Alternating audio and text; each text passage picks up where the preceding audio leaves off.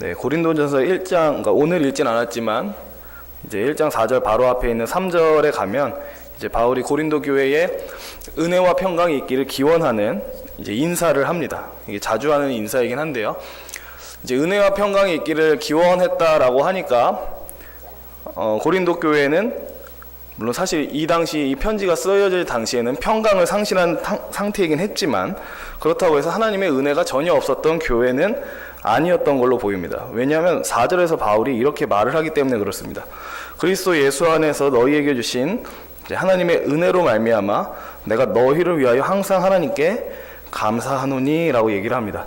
그러니까 바울이 지금 고린도 교회를 구성하고 있는 교인들로 인해서 자기가 하나님께 감사한다라는 얘기를 하고 있습니다. 그러니까 바울은 알고 있습니다. 고린도 교회가 이제 말도 많고 탈도 많고 여러 가지 교회가 많은 교회인 걸 알고 있었으나 그럼에도 불구하고 하나님께 이제 감사하는 것을 보게 됩니다.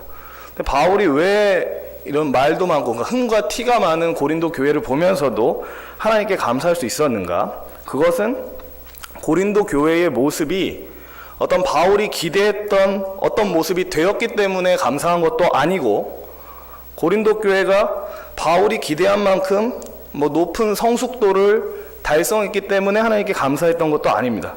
바울이 감사할 수 있었던 이유는 고린도 교회가 어떠한 조건을 가졌기 때문에 어떠함을 이루었기 때문에가 아니라 하나님께서 그들에게 은혜를 베푸셨었다라는 사실 때문에 감사하는 것을 보게 됩니다.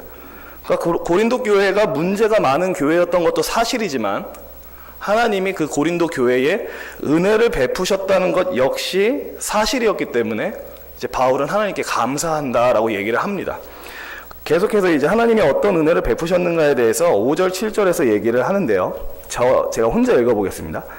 이는 너희가 그 안에서 모든 일, 곧 모든 언변과 모든 지식의 풍족함으로 그리스도의 증거가 너희 중에 견고하게 되어 너희가 모든 은사에 부족함이 없이 우리 주 예수 그리스도의 나타나심을 기다림이라 라고 얘기를 합니다.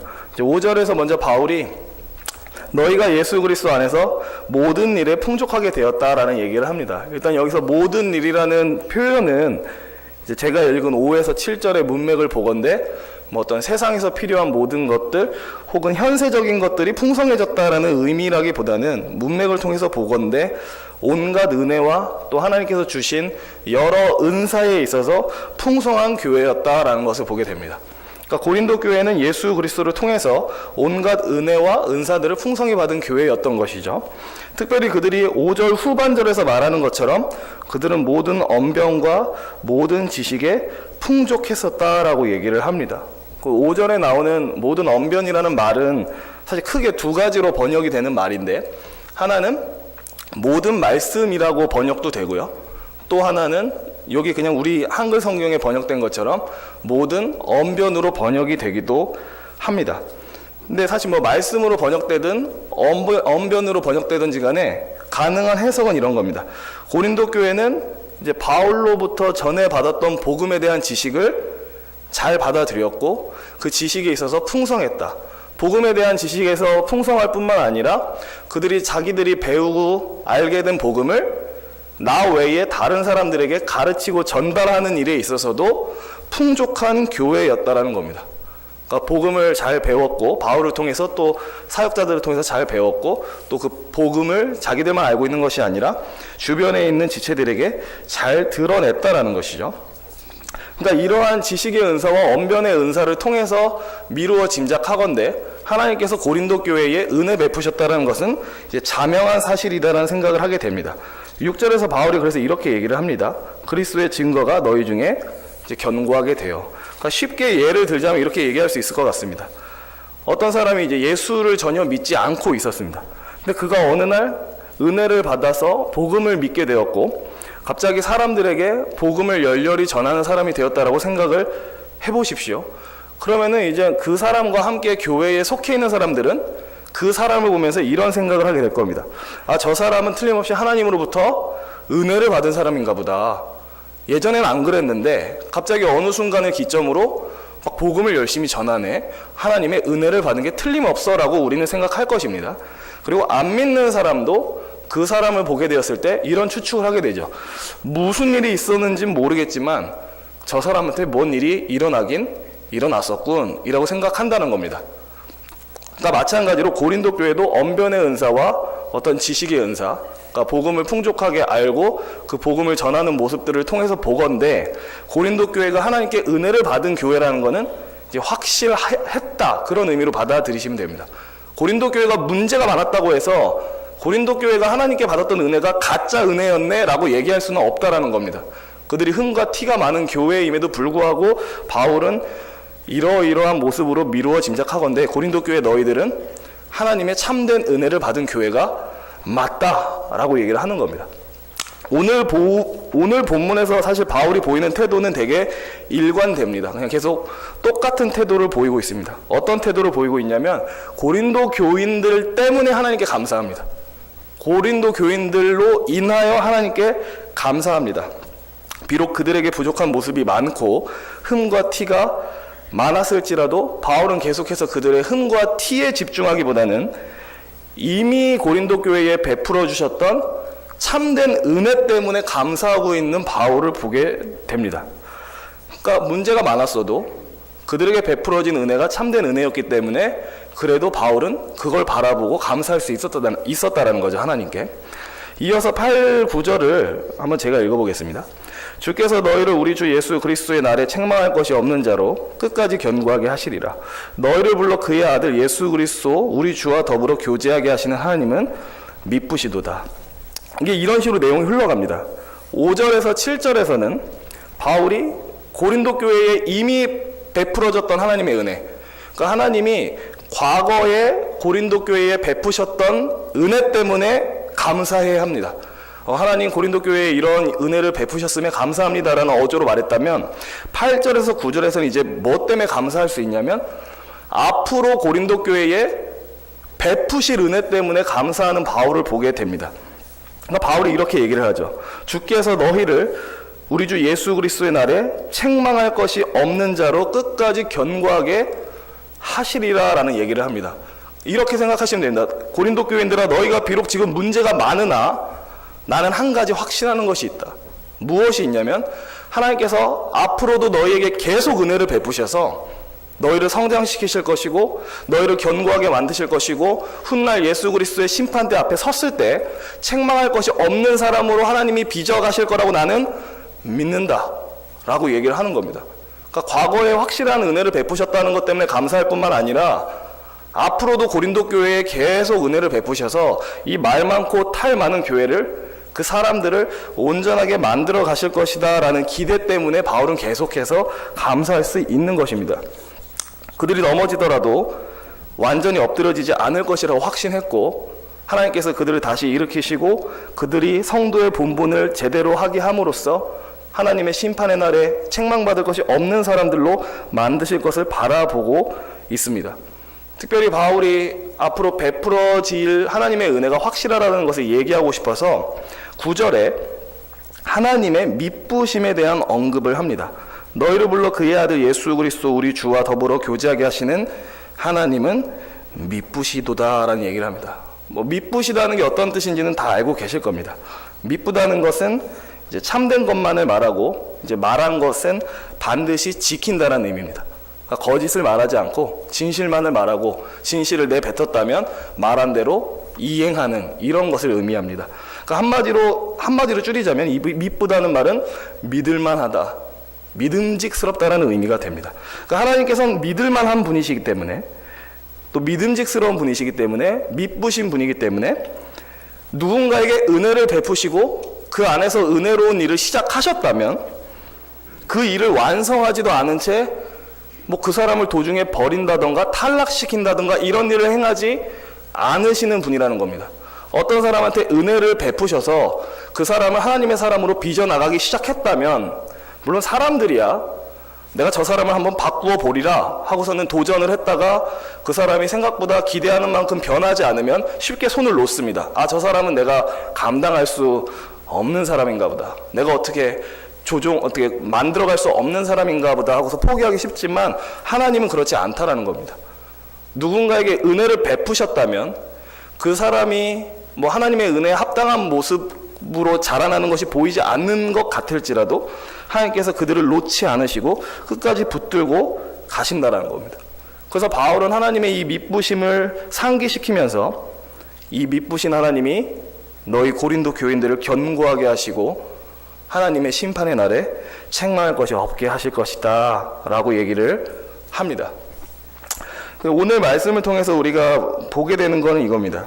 교회 안에 있는 형제 자매들을 우리는 어떻게 하면 사랑할 수 있을까에 대해서 어느 정도 답을 준다고 생각합니다. 일단 우리는 알고 있습니다. 하나님께서 주신 이제 가장 큰 명령이 두 개라는 것을 다 알고 있습니다. 하나님 사랑과 이웃 사랑의 명령이라는 걸 알고 있습니다. 특별히 요한복음 같은 경우는, 그러니까 이게 요한의 책은 아니지만 요한복음 같은 경우는 어떤 하나님이 주신 계명을 언급할 때 다른 걸 언급하지 않고 딱 하나만 언급합니다. 형제 사랑에 대한 계명만 계속 언급합니다. 요한복음은 그렇습니다. 그러니까 우리는 이제 성경을 보게 되면 무슨 부담을 갖게 되냐면, 하나님께서 우리한테 명령하신다. 형제를 사랑하라. 내 이웃을 내 몸과 같이 사랑하라고 자꾸 명령하신다. 그러면 이게 정상적인 하나님의 사람들이라면 이웃을 사랑하라는 그 하나님의 말씀을 딱 대했을 때 뭐 사랑하던 말던 내 마음이지 이렇게 반응하지 않죠. 참된 신자들은 그래도 하나님의 말씀을 받았을 때, 이웃을 사랑하라는 명령을 받았을 때 내가 우리 교회 안에 있는 형제 자매들을 더 사랑하기 위해서 힘써야지라는 마음을 갖게 됩니다. 그리고 실제적으로 그거를 하나하나 실천을 해보려고 노력을 하게 되죠. 근데 이제 여지없이 어떤 문제가 발생하냐면, 내가 교회 안에 있는 지체들을 사랑하려고 하면 내 눈에 그들이 마냥 예뻐 보이지만은 않는다는 겁니다. 내가 하나님의 뜻을 좇아서 이웃사랑을 실천해야지라고 해도 너무 현실적이게도 그 사람의 흠과 티가, 연약함이 보인다는 겁니다. 인간인지라 그 사람의 단점이 뭔가 내가 용납할 수 없는 어떠한 부분이 보인다라는 겁니다. 그럼 뭐 예를 들자면, 예를 들면 좀 애매할 것 같습니다. 아무튼 그냥 개인적으로 생각하시면 될 것 같습니다. 내가 생각하기에 사람은 저러면 안 될 것 같은데, 내가 생각하기에 사람은 이래야 할 것 같은데 저 사람은 내가 생각하는 그러한 모습을 전혀 갖추지 않고 있네? 내 스타일이 아니다.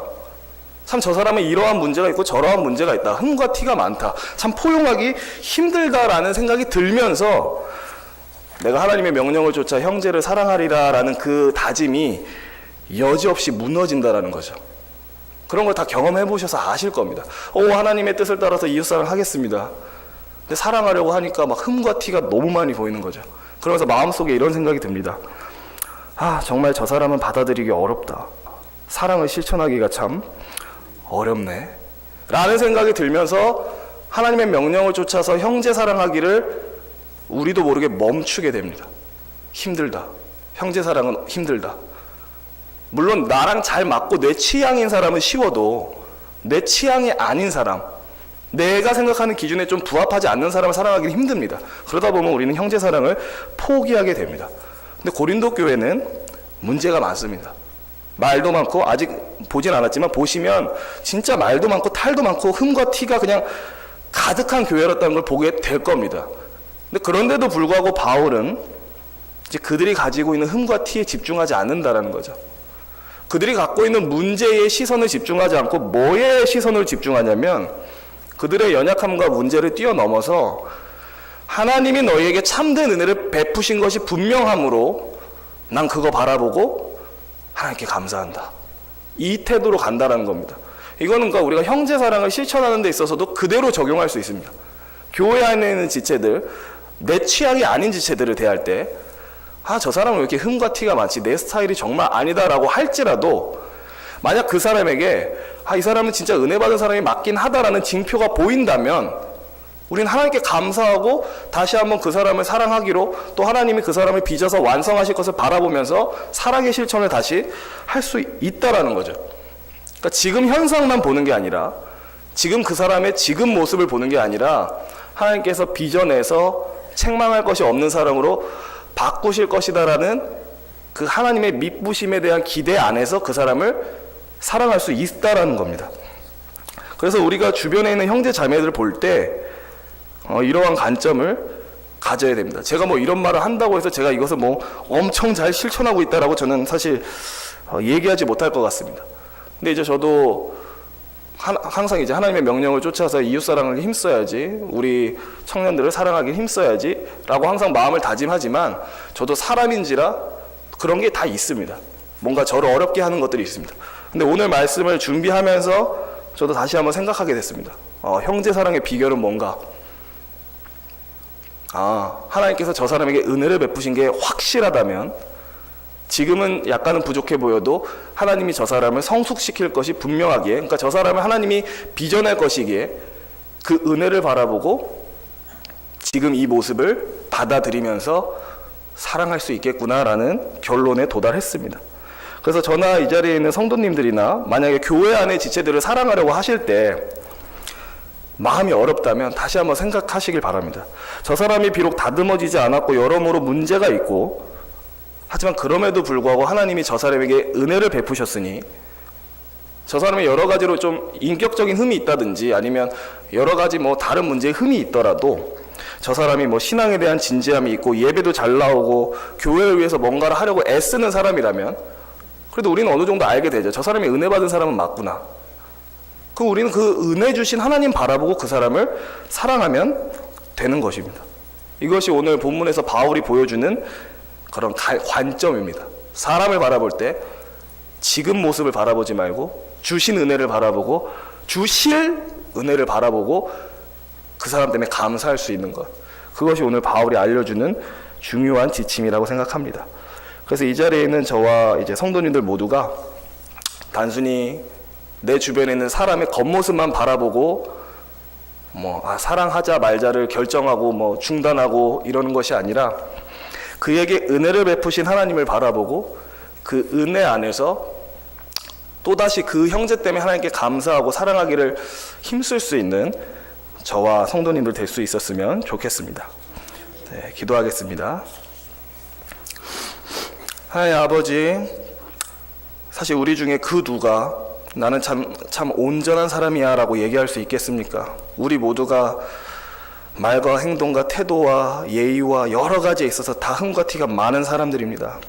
특별히 주님, 우리가 주변에 있는 형제, 지체들, 자매들을 대할 때에 내 눈에 보이는 흠과 티에 집중하는 것이 아니라 그 사람에게 베푸신 하나님의 은혜를 볼 수 있게 하여 주시옵소서.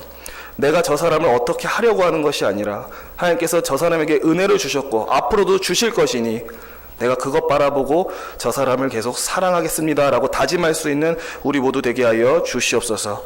특별히 주님, 우리가 가지고 있는 사랑의 능력으로 교회에 있는 형제자매들을 사랑하는 것이 불가능함을 압니다.